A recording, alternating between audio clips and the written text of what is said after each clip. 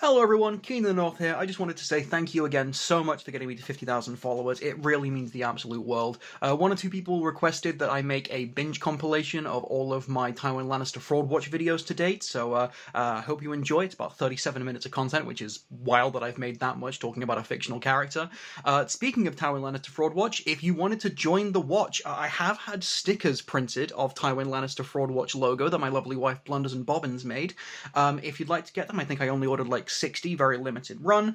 Please do check out my lovely wife's Ko-fi page, linked below, and if I can figure out how to get it onto the screen, I'll do that as well. But without further ado, let's get into the Tywin Lannister Fraudwatch binge compilation. I'm so sorry, but the Tywin Lannister dick riding has to stop. He is not smart. His successes come from the fact that he is rich and willing to break the rules of engagement, and his failures come from the fact that he is arrogant, short-tempered, cannot think in the long term in the slightest, is constantly underestimating his opponents and constantly overestimating his own ability. In the War of Five Kings, Tywin keeps getting his shit rocked by a 15-year-old commander who is in his first real war. The only battle I believe we have confirmation of Tywin himself actually winning is against Roose Bolton, who was purposefully holding his own forces back. What's the saying? Fool me once, shame on you. Fool me twice, shame on you still. I'm one of the smartest people in Westeros. Robb was fucking Tywin over so much, Tywin had to resort to a war crime. But let's talk about the Red Wedding, because other than the short-term ending of the War of Five Kings, what the Red Wedding achieved was pissing off the North to no end, so as soon as they get the next opportunity they're going to rebel, the downfall of House Lannister, and Tywin's own death. Don't make me defend a character I hate. The Lannisters were not poor. Tytos did not bankrupt House Lannister when he was Lord of Casterly Rock. That is impossible. Unless he was buying Yi tea, there is no way that he could have spent that much money in a lifetime. Certainly not on parties and jewels. If Tytos had bankrupted House Lannister, or brought him anywhere near to that possibly happening, Tywin would have killed him. We know he doesn't give a fuck about guest right. You think he gives a fuck about kinslaying? Tywin did not bring House Lannister back from the brink of bankruptcy. He restored their authority and fear. Tywin did not kill the Rains and the Tarbecks to get money back. Tywin killed them because they disrespected House Lannister. They showed the house was weak. It's not about the money, it's about sending a message. And before anybody says it, no, Casterly Rock's mines are not running out of gold. If they were anywhere near that possibly happening, Tywin would have done something about it, because while I don't think he is as smart as everyone says he is, I recognize he's at the very least very good with money. And if Tywin didn't say something about it, Kevin would have. That is a stupid show-only plot point that goes absolutely nowhere because it makes no sense. Even if Casterly Rock's mines were completely empty by the time Tywin said they were in the show, they still had megatons of gold in reserve because Tywin is good with money. Every Lannister except for one is good with money. If you're going to continue to glaze the man, then at the very least get your facts straight. The Rains of Castamere, while wasteful and ill-advised, is still very cool and impressive. While I do love Jaime, the best Lannister is Kevin. First of all, he was actually able to stop Cersei's bullshit. He has intelligence comparable to Tywin, incredible political skills, the likes of which were able to restabilize the realm within weeks after Cersei's bullshit, to the point where Varys had to kill him. Despite not being a lord of a castle or keep anywhere, just being a member of Tywin's household guard, he is so good with money that he has been able to create a war chest, the likes of which actually scares Cersei. Kevin is Tywin Lannister, but he took some points out of intelligence and put them into foresight. If Tywin found out that Cersei was going to do a Walk of Atonement, he would have burned down King's Landing to prevent it. Kevin was initially horrified by the concept, but then, upon thinking about it, realized that it was probably the best thing that she could do, because while she takes responsibility for her crimes, it restabilizes the realm and allows the faith to remain friendly, or at the very least on decent enough terms with the crown for him to do his work in restabilization. And we know that he was right, because the second smartest person in the books, Varys, kills him for how right he was. And then in a close second place is the horse, Tyrek Lannister. One of my favourite Game of Thrones headcanons is that I think Tywin wrote the Rains of Castamere. You wanted to see me, Tywin? Kevin, yes, what was it specifically that Lady Rain said to you before we diverted the river? Oh, it was something along the lines of, my brothers are lions just like you are, and they have claws just as sharp as yours are.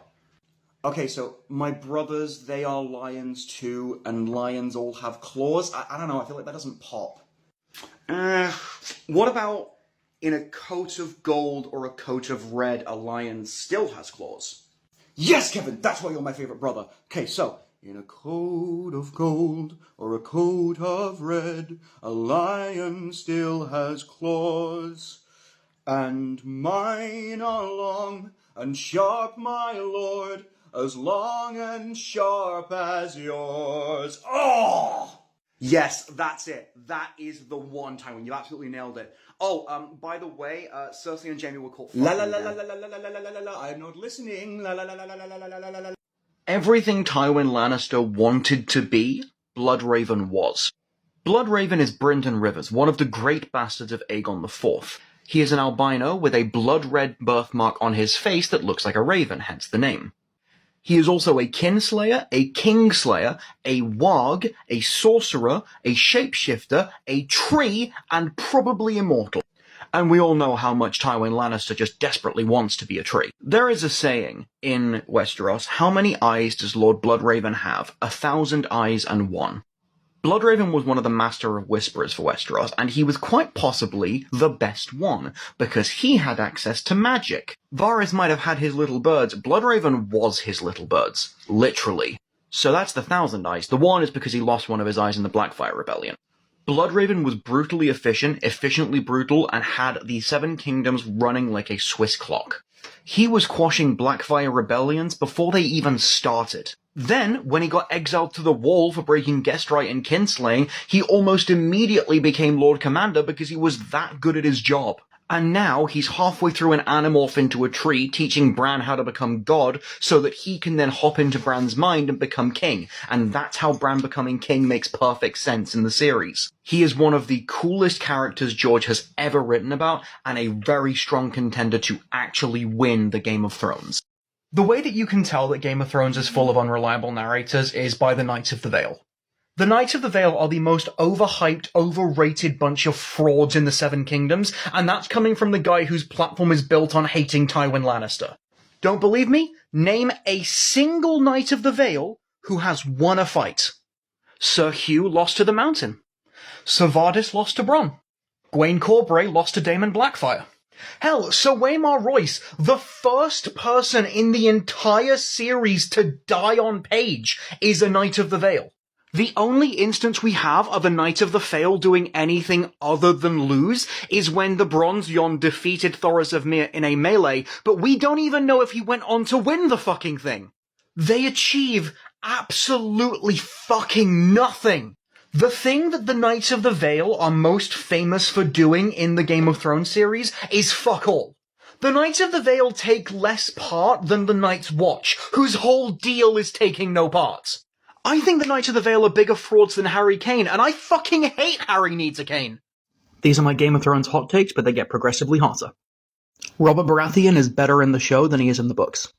Ned Stark is better in the show than he is in the books. The show didn't die with Tywin, but it started dying way before he did. I would sooner believe that Tyrion is a time-traveling fetus than that Ashara Dane is Jon Snow's mother.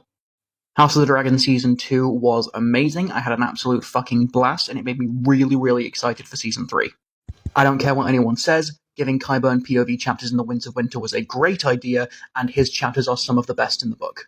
The Season 8 episode of Night of the Seven Kingdoms is better than some episodes in Season 3 and before. The Battle of the Long Night should have taken place at the Twins, not Winterfell. Sir Alistair Thorne is one of the most honourable people currently at the Night's Watch, and when Jon Snow gets revived, I think Alistair is going to be one of his most ardent supporters. I think Gwendolyn Christie is a perfect casting for Brienne of Tarth. I think that her being not ugly but attractive in a way that Westeros doesn't value is a really interesting presentation of the character. It's really great at showing just how shallow men in the world of Westeros are that they would turn their noses up at Gwendolyn fucking Christie. Well, everyone except for the only male character with functional eyes, Tormund Giantsbane. And finally, apparently my hottest take, Tywin Lannister's a bitch. Tywin Lannister did not win the Battle of the Blackwater. That's right, folks, I'm back on Tywin Lannister Fraudwatch. But for real, this is a misconception that really, really pisses me off, and I guess it's from the show. But think about who the main players are on the side defending King's Landing. Tywin didn't organise the chain, that was Tyrion. Tywin didn't organise the wildfire, that was Cersei. Tywin didn't lead the gold cloaks, that was the Hound and then Tyrion. You might say, well, he's responsible for the Tyrells. No, he's not. That's Littlefinger. All Tywin did was lead the right wing of their combined army. And if just being one of the commanders gets you the win, then we should be talking about Randall Tarly and Mace Tyrell, because they led the left and centre. But even then, those guys aren't the ones that won the war, because that was the Vanguard. The Vanguard is led by Garland Tyrell wearing Renly's armour. He's the one that kills the leader of Stannis' van, Gaiard Morrigan, which causes them to realise that the battle has shifted away from their favour and gets people running, killing each other and surrendering. To be frank, the only contribution that Tywin actually made to the Battle of the Blackwater was telling Cersei that they'd won. Tywin contributed nothing to the Red Wedding. That's right, folks, it's time for another episode of everyone's favourite show. Tywin Lannister Fraudwatch. The Red Wedding was an incredibly complex piece of political and military scheming. It is the result of incredibly precise planning by two specific people, neither of whose names are Tywin Lannister.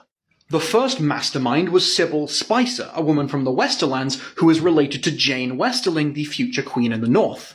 She is the one that got Jane Westerling and Robb Stark to fall in love, possibly with magic, share a bed, and create a child that caused Robb to break his marriage pact with the Freys to marry Jane so she wouldn't be fathering a bastard.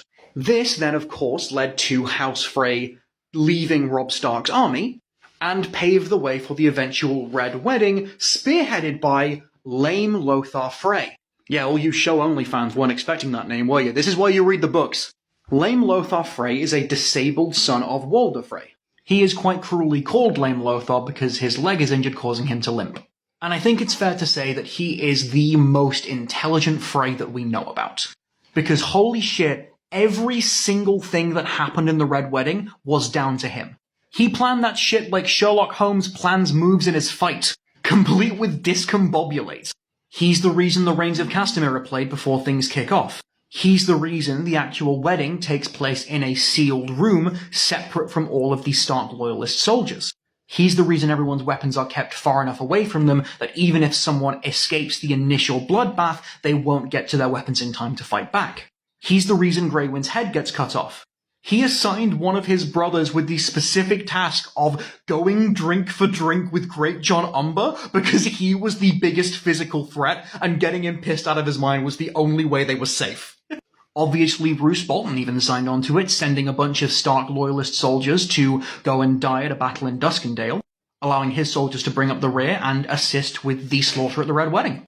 Sybil Spicer created the circumstances for it, Walder Frey ordered it, Lame Lothar Frey planned it, Roose Bolton assisted it, so what did Tywin Lannister do?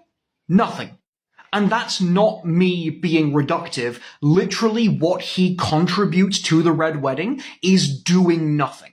When he tells Tyrion that he has urgent letters to write, he's talking about letters to Roose Bolton, Sybil Spicer, and Walder Frey, promising them amnesty and boons for doing this thing. He literally just wrote them saying, yeah, I will sit here and do absolutely nothing while you go and do a war crime on the child that humiliated me. He even admits as much to Tyrion. He says that all he did was countenance it. Which, as far as I'm concerned, is still enough for me to mock him for having to resort to a war crime to beat a literal child.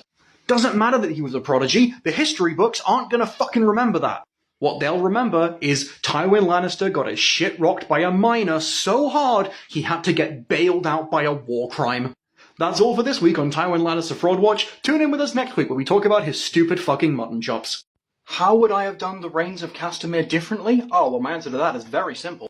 Don't waste perfectly good castles, you moron! Do you have any idea how long it took to build stone castles in the vague era of the 1100s to the 1600s? Fucking decades! Men would lay the foundations of a castle that would be completed by their grandsons. And Galaxy Brain Tywin Fraudwatch decides to destroy not one, but two massive castles over a bruised ego. So fucking stupid! God damn it! He was the Lord Paramount of the Westerlands. He could have given those castles to anyone loyal to him. Say, maybe two of his incredibly loyal brothers. Tarbeck Hall is just off the Gold Road. Castamere is at the beginning of the hill range that borders the Westerlands in the north. Now call me crazy, but those sound like pretty nicely situated trade hubs! To make it even worse, there was a massive tax on building new castles in Westeros. So not only did Tywin get rid of two opportunities to further Lannister influence in 3 kingdoms, but he made it so that if he ever did want to try and do that, it became prohibitively expensive for him to do so.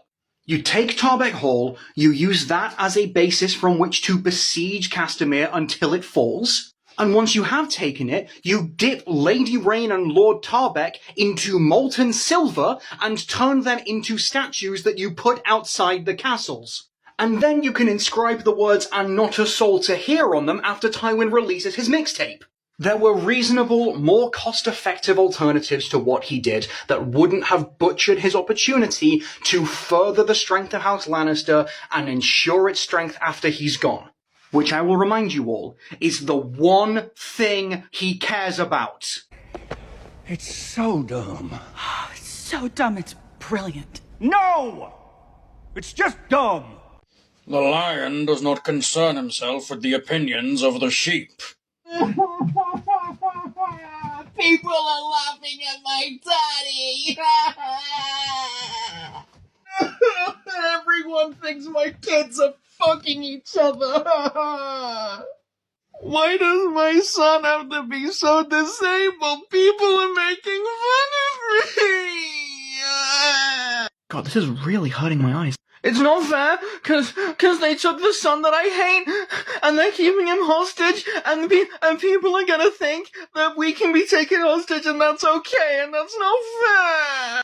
I don't want to abide by the rules of engagement. I want to commit a war crime. The 15-year-old boy keeps beating the shit out of me in war, and I don't like it, and people think I'm not as good as I am. I'm really good.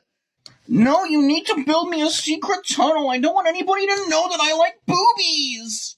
No, we can't keep those two incredibly useful castles. I want people to be afraid of me.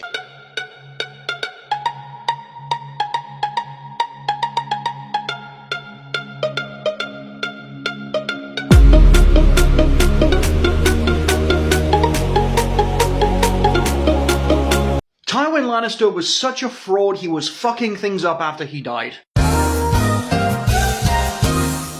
And I'm not talking about like Wyman Manderley saying, "Oh, Tywin's dead and my son is home, so now I can do my revenge against the Freys." I'm talking about things Tywin did in his life fucked his house after death. For example, the High Sparrow is Tywin's fault. If you don't recall, the High Sparrow is the High Septon that Cersei appoints because he agrees to write off the crown's debts to the Faith in exchange for the Faith being allowed to rearm themselves. After this happens, there is almost immediately a peasants' revolt. But that's not really how rebellions work. They don't just start immediately. Disenfranchised masses are not coordinated enough to be opportunistic. Revolutions happen when the people are pushed too far. And being pushed too far very rarely happens overnight. It's certainly not what happens in A Song of Ice and Fire. No, what happens is discontent among the masses festers and grows over decades.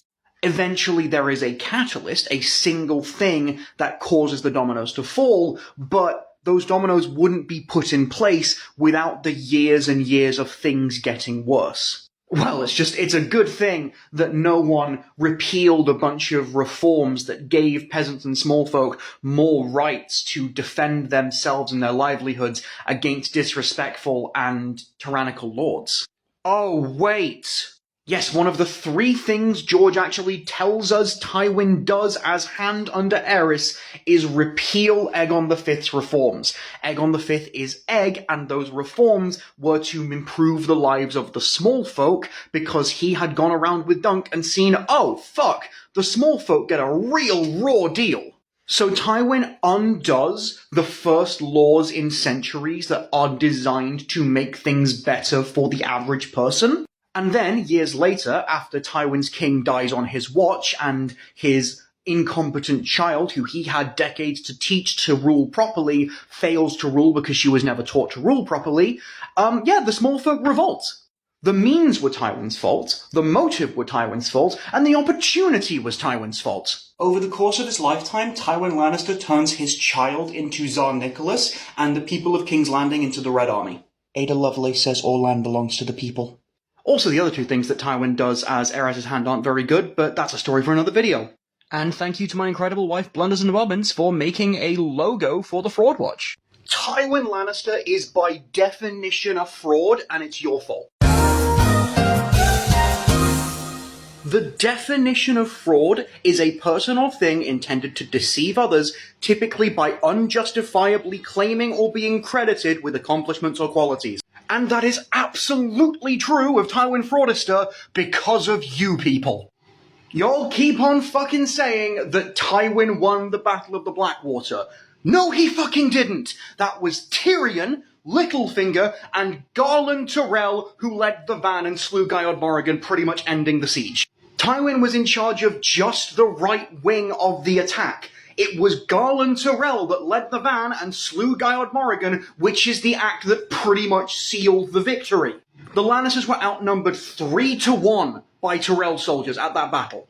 And the Tyrells weren't there because of Tywin, they were there because of Littlefinger pulling the performance of his life to drag them kicking and screaming back into the fold.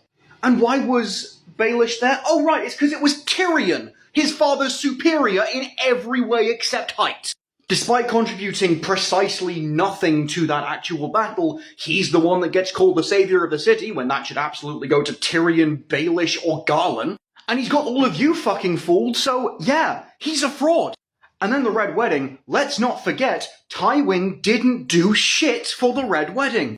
The actual people who contributed to that were Walder Frey, Roose Bolton, Sybil Spicer, and Lame Lothar Frey.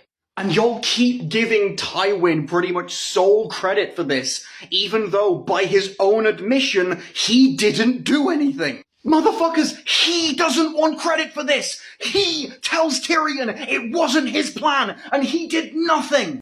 All he does is, in his own words, countenance it, which is literally him promising to do nothing! He contributes nothing, he promises to do nothing, and he fulfills that promise! I'll also point out, promises were made to Sybil Spicer that were absolutely not followed through on, so Tywin couldn't even get that part of it right. So yeah, Tywin Lannister, grade A fraud, your fault.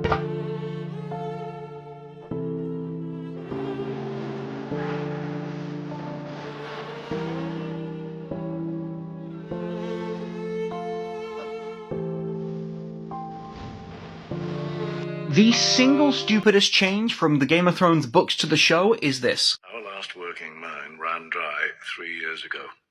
I am so angry with this change, I'm about to go to bat for, in my opinion, the single most overrated character in literature.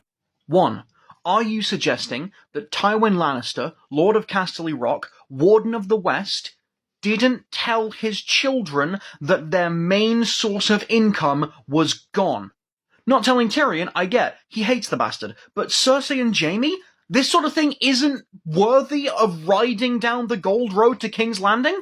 Hey, my daughter, Queen of the Seven Kingdoms, I think it's pertinent for you to know that we don't have working gold mines anymore, so the gold we have is all we have, and we need to be a bit more careful with it. Cool? Cool. If he didn't have that conversation, which this scene is telling us that he fucking didn't, then he's an idiot. And while I maintain that he's a fraud purely on the basis that he takes credit for things that he had nothing to do with, he's not an idiot, especially when it comes to money. Speaking of being very good with money, 2, 3 years is not enough time for that to become a problem. Mainly because the mines were not House Lannister's only source of income, they were high lords. They were claiming taxes from knights and lords below them, and the small folk on top of that. Not to mention the fact that Lannisport is world famous for having the greatest jewelers on the planet. Even during a fucking war, there is simply no way that a family with Seto Kaiba levels of wealth could then be struggling to pay off their debts. 3 years? No, that's ridiculous. The only way that would be the case would be if Tywin Lannister's net worth was holed up in fucking stocks or something, which we know it's not because they don't have Wall Street, or that Tywin isn't good with money, which we know isn't the case. And thirdly, 3 years prior to him saying that is around the time that Jon Arryn died, which means that Tywin knew the mines were dry when he accepted the position of Hand of the King. If that was the case, he wouldn't have taken that position. Yes, Joffrey was an uncontrollable, vicious idiot. Quite frankly, Tywin should have known that and just cut his losses, but even in the circumstance where he doesn't do that, I still think that he would have prioritized ensuring that Casterly Rock had income long term. Maybe he still rides the coattails of the Tyrells and takes all the credit for saving King's Landing during the Battle of Blackwater, but he wouldn't stick around after that, especially after seeing, begrudgingly, how good of a job Tyrion actually did as Hand of the King, including in putting Joffrey in his place at times. If he knew that the mines were dry at the time he was asked to be Hand of the King, I genuinely think he would have declined it, because he knew that Tyrion could handle that shit while he went to go and sort out the Fustercluck back home. Fourth, it paves the way for some of the dumbest things in seasons 5 and beyond. The entire High Sparrow arc, because of this. The incredibly poorly executed Sept of Baelor explosion, because of this. Highgarden being taken off-screen, because of this. Also, as far as I'm aware, mines aren't just on-off. Like, it's a slow burn reduction of output over time. It's not just suddenly they're gone. So there would have been a solid decade at least where they knew that the mine was running dry before it ran dry. At least that's my understanding of it. Unfortunately, I'm not a Minecraft YouTuber, so I don't have very much contact with miners, so I might be wrong. Alistair, shouldn't you help her? Should I? Perhaps. Will I? No. Here's some things that I actually really like about Tywin Lannister. Yeah, me, saying nice things about Tywin. Number one, when he needs to be, he can be astoundingly generous. One of the first things that he did when he became Hand of the King was use his own Lannister treasury to wipe the crown's debts. That's incredible. Can we get our billionaires doing that, please? If it meant I could get a train ticket without having to take out a mortgage, I would be perfectly fine with letting Jeff Bezos drown Milton Keynes. For real, Tywin's economic policy in general, really, really good. He was able to keep the realm economically stable while Aerys was flittering away the crown's money on random passion projects that came to mind and then he dropped 3 weeks later like a Minecraft phase. It's like if someone set fire to your house, and then once the dust settled and all the rubble had been cleared away, there was a wardrobe that was completely unscathed. Whoever made that wardrobe is really impressive. He was also very good at playing to the strengths of people around him, and to the extent that that person could help him, not letting his personal biases get the better of him in dealing with that person. For example, despite how much he despised Tyrion and absolutely wanted him dead from the get, he knew that Tyrion would do a very good job as interim hand, so he sent him to King's Landing. He's also incredibly efficient when it comes to achieving his goals. While I fundamentally disagree with the vast majority of the goals he was striving for, his actions in working towards those goals were always as efficient and non-wasteful as they could possibly be. And again, in a society where they barely have running water, let alone telecommunications, that's a really impressive feat. And finally, because while there are things I like about him, this is a very short list, the last thing I like about Tywin Lannister is that he's a hell of a songwriter. Yes, until George gives us the name of the bard that wrote the Rains of Castamere, I will die on the hill that it was Tywin that wrote that fucking song. Because good God, it is so like him to write the Song of the Summer and then refuse to take credit because he thinks that songwriting isn't manly. It would be like if Despacito was written by Andrew Tate. Game of Thrones has a lot of historical references. We know that Tyrion Lannister is meant to be Richard III, we know that the Starks and Lannisters represent the Yorks and Lancasters in the English Civil War, but did you know that Tywin Lannister also represents Edward Longshanks? Longshanks was Edward I, the King of England from 1272 to 1307, and since his father, Henry III, was not showing the ability or strength of character to stamp down on rebellions that were rising in his lands, Edward took it upon himself to do so. Notably, in 1264 there was an event called the Second Barons' War, led by a man called Simon de Montfort, the Earl of Leicester. Longshanks basically initiated the war by capturing Gloucester, which was being held by the rebels. But where the main parallel to the Rain-Tarbet revolt comes is from Edward making a surprise attack at Kenilworth Castle, where one of the leaders of the rebellion was quartered, and then almost immediately going off to cut off the other leader of this rebellion so they couldn't regroup, where there was another very short battle, the Battle of Evesham. The leader of this rebellion was killed and his corpse was mutilated in such a way that would send a distinct message to all of Edward's enemies. Yes, I'm reading all this off a screen. One of my friends is working towards a history PhD, and he's basically told me all of this. It's not a one-to-one comparison. In the Second Barons' War, there was a period where Longshanks was actually taken prisoner, and the rebels were able to take London, which obviously didn't happen in the Rain-Tarbet revolt. But the idea of an heir to the throne taking the reins in place of his ineffectual father by using overwhelming numbers and a very swift response to prevent his opponents from regrouping and having the chance to fight against him properly. Quite frankly, the only thing that we're missing is that Kenilworth Castle wasn't drowned.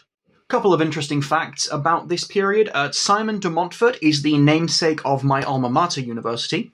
He is one of the progenitors of the representative democratic system that most of the world uses. Specifically because the two parliaments that he held, one stripped power away from the king, and the other included ordinary citizens, therefore, reducing the gap between the lords and the peasantry. I know that all sounds delightful, but unfortunately Simon de Montfort was, despite all that, a fucking monster. One of the main reasons for the Second Barons' War was that Henry III was periodically raising excessive taxation on the British Jewish community. In the medieval era, Jews were the only people who were allowed to charge interest on loans because the Catholic Church had banned Christians from charging interest. As such, Jews were very helpful to the crown, so they were considered chattel. They were under the king's protection because they were the king's property. Much like collateral works in the modern day, these loans that Jewish moneylenders were giving out were secured against people's land. So when the king raised the taxes, called tallages, on the Jewish moneylenders, they were forced to sell their debt bonds to other people at cut prices so that they could afford to pay those taxes. Jewish lenders were limited on what they could do vis-a-vis collections due to being under the king's control. However, the people that were buying these debts, specifically very powerful and influential nobility high up in the court who were not subject to these rules, were able to do pretty much whatever they liked. What's the king gonna do? He's my second cousin, he's not gonna touch me. So when the debtor could not pay the loan and defaulted on it, the person who had bought that debt could enforce the terms of that loan very painfully, seize the collateral, and take possession of the land. Can't pay, will take it away. And the people that were losing their lands because of this grew very resentful of the crown, leading to the Second Barons' War. Now, the reasonable thought process there would be, this wouldn't have happened if Henry hadn't raised the taxes on the Jews, leading them to have to sell their debts to people who would be more cruel with the collections. However, we must consider the four words that plague 700 years of European history, unfortunately the Catholic Church. Because the Catholic Church, notably Catholics, did not like Jewish people very much, and they decided to spread the rhetoric that this wouldn't have happened if it wasn't for the existence of the Jews. And Earl of Leicester Simon de Montfort was more than happy to jump onto the bandwagon of hating an entire fucking class of people for his own personal gains. As part of his call to arms, he promised to cancel debts owed to Jews. Because they didn't have databases, at the time the cancellation of debt was pretty much obtain the financial records, destroy them, there's no proof you ever loaned any money. However, Simon de Montfort's methodology for this was to massacre thousands of Jews in order to obtain these financial records. These massacres were all over the fucking country. Worcester, London, Winchester, Canterbury, Lincoln, Cambridge, Wilton, Northampton. It was fucking vile. Thankfully, that part is not referenced in Game of Thrones, because if it was, that would be too much for me. God, this got dark. I need to end on a joke. Tywin Lannister was such a fraud that he plagiarized his greatest achievement.